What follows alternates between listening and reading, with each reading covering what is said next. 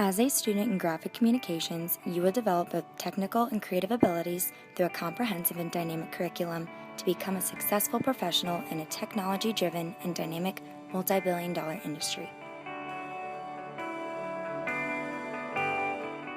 When I first started in graphics, I had the unique perspective that I was a student at that time. So I actually started in 1984, and it had only been a major for a year, and I changed from being in computer science and into engineering, and then found graphic communications. And at that point, graphic communications was very much still the hands-on major that it is today, but it involved a lot to do with film and processing chemistry and things that we did actually in dark rooms, and we were running some of the same and similar offset presses, but the steps to get there were a lot more lengthy and were without a lot of use of computers.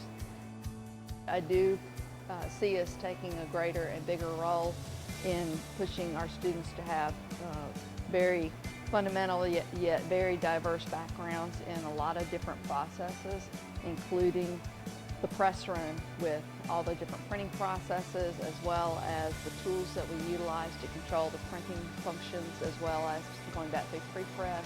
So the software applications and the color management processes and all the other types of standards that are built by different organizations and industry.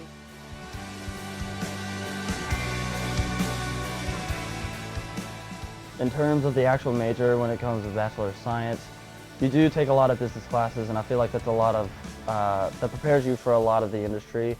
A lot of people go into it thinking that they're artists, that they could just paint it. I'm not a struggling artist. I'm a businessman that knows how to create, and I can sell it to you. The internships give you a perspective of how to deal with people, and that's where the business class comes in. That's why it's such a good idea to have it as a Bachelor of Science.